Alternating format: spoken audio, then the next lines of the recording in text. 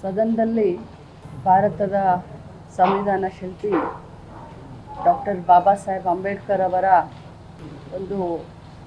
ಅವರಿಗೆ ಅವಹೇಳನಕಾರಿ ಮಾತನಾಡಿದ್ದಾರೆ ಅಂತ ಹೇಳಿ ನಾವೆಲ್ಲರೂ ಧರಣಿಯನ್ನು ಮಾಡುವಂಥ ಸಂದರ್ಭದಲ್ಲಿ, ಯಾಕಂತಂದರೆ ಅಂಬೇಡ್ಕರ್ಜಿ ಅವರಿಂದನೇ ಇವತ್ತು ಮಹಿಳೆಯರು ನಾವು MLA ಆಗಲಿಕ್ಕೆ, ಮಂತ್ರಿ ಆಗಲಿಕ್ಕೆ ಸಾಧ್ಯ ಆಯಿತು.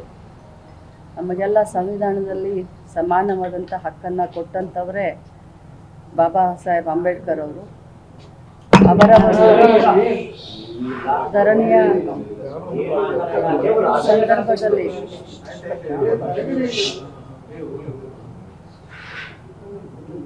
ಎಲ್ಲರೂ ಧರಣಿ ಮಾಡಿ ಮುಗಿಸಿ ನಾವೆಲ್ಲ ಕೂತ್ಕೊಂಡಿದ್ವಿ. ಸಭೆ ಕೂಡ 10 ನಿಮಿಷ ಮಾನ್ಯ ಸಭಾಪತಿಗಳು ಅಡ್ಜನ್ ಅಂತ ಹೇಳಿ ಅವರು ಒಳಗೆ ತಮ್ಮ ಸಭಾಪತಿ ಕಚೇರಿಗೆ ಹೋದ ತಕ್ಷಣ ನಾನು ನನ್ನ ಸೀಟಿನ ಮೇಲೆ ಸುಮ್ಮನೆ ಕೂತ್ಕೊಂಡಿದ್ದೆ. ಆದರೆ CT ರವಿ ಅವರು ನಮ್ಮ ನಾಯಕರಾದಂಥ ರಾಹುಲ್ ಗಾಂಧಿ ಅವರಿಗೆ ಡ್ರಗ್ ಅಡಿಕ್ಟು ಅಂತ ಹೇಳಿ 3-4 ಬಾರಿ ಅಂದರು. ನಾನು ಮತ್ತೇನು ಸುಮ್ಮನೆ ಕೂತ್ಕೊಂಡೆ ತಾಳ್ಮೆಯಿಂದ. ಮತ್ತೆ ನನ್ನನ್ನು ನೋಡಿಕೊಂಡು ಡ್ರಗ್ ಎಡಿಕ್ಟ್ ರಾಹುಲ್ ಗಾಂಧಿ ಅಂತಂದರು. ಡ್ರಗ್ ಎಡಿಕ್ಟ್ ರಾಹುಲ್ ಗಾಂಧಿ ಯಾಕೆ ಅಂತೀರಾ? ಹಾಗಾದರೆ ತಾವು ಕೂಡ ಆಕ್ಸಿಡೆಂಟ್ ಮಾಡಿದಿರಲ್ಲ, ಹಾಗಾದರೆ ತಾವು ಕೂಡ ಕೊಲೆಗಾರರಾಗ್ತಿರಲ್ಲ ಅಂತ ಅಂದೆ. ನಾನು ಹಾಗೆ ಅಂದ ತಕ್ಷಣವೇ ತಿರುಗಿ ತಾವೆಲ್ಲರೂ ಹೇಳಿದ್ದೀರಾ. ನನಗೆ ಆ ಪದವನ್ನು ಬಳಸಲಿಕ್ಕೆ ತುಂಬ ಅಸಹ್ಯ ಆಗುತ್ತೆ.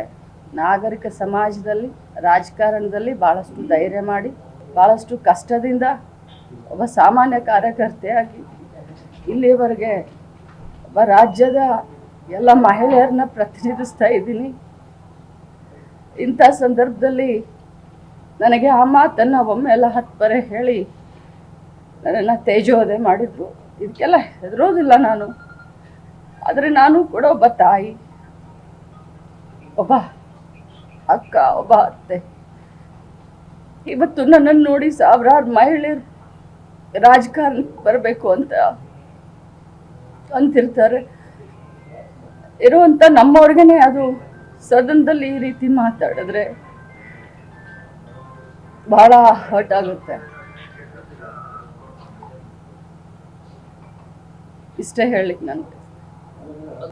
ನಾವು ರಾಜಕಾರಣದಲ್ಲಿ ರೋಷಾವೇಶವಾಗಿ ನಾವು ಭಾಷಣವನ್ನು ಮಾಡಬಹುದು. ಆದರೆ ಇಲ್ಲಿಯವರೆಗೆ ನಾನು ಹುಟ್ಟಿದಾಗಿಂದ ಒಂದು ಇರಬೇಕು ಕೂಡ ಕಾಟ ಕೊಟ್ಟಂತವಳಲ್ಲ.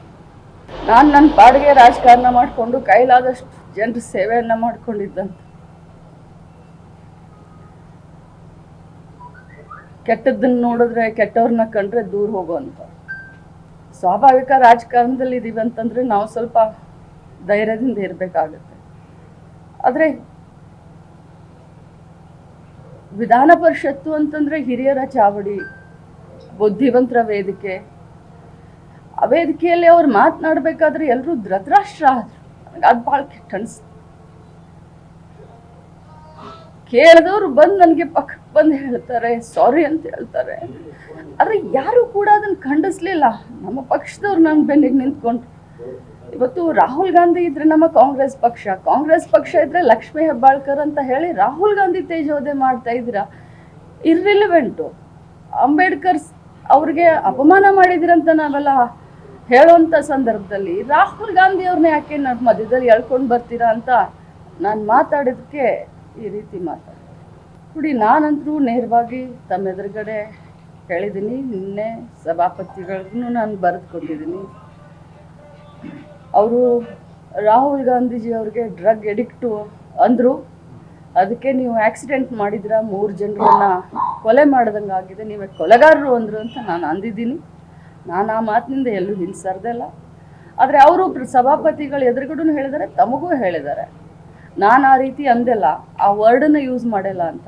ಬಟ್ ಮಾಧ್ಯಮದಲ್ಲಿ ತಾವೇ ಎಲ್ಲರೂ ತೋರಿಸಿದ್ರ, ತಮ್ಮೆಲ್ಲರ ಮೊಬೈಲ್ದಲ್ಲೂ ಅದಿದೆ ಅವ್ರು ಏನು ಅಂದಿದ್ದಾರೆ ಅಂತ. ಅವ್ರು ಸುಳ್ಳು ಹೇಳ್ತಾರೆ. ತಮಗೆಲ್ಲರಿಗೂ ಗೊತ್ತು, ರಾಜ್ಯದ ಜನರಿಗೂ ಗೊತ್ತು, BJPಯ ನಾಯಕರುಗಳಿಗೂ ಗೊತ್ತು. ಆದರೆ ನಾನ್ಯಾವತ್ತೂ ಸುಳ್ಳು ಹೇಳುವಂಥ ಪ್ರಮೇನೇ ಇಲ್ಲ. ನಮ್ಮ ರಾಹುಲ್ ಗಾಂಧಿ ಅವ್ರಿಗೆ ಡ್ರಗ್ ಎಡಿಕ್ಟ್ ಅಂದಾಗ ನಾನು ಕಣಿಸಿದ್ದಂತೂ ನಿಜ.